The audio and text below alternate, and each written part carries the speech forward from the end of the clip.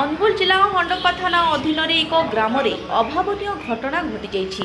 कंगारुकोट्रे एक महिला दंडित गाँ रास्तार चली एठी मरीगला मानविकता।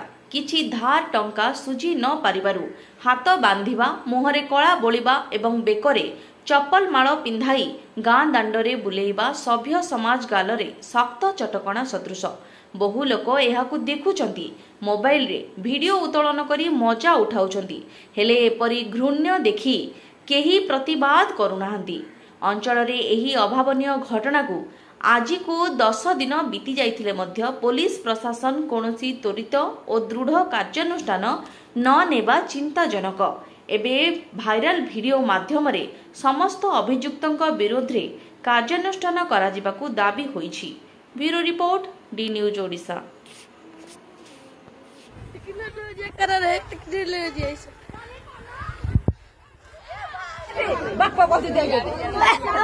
छाड़ी दो ये पूरा वायरल वीडियो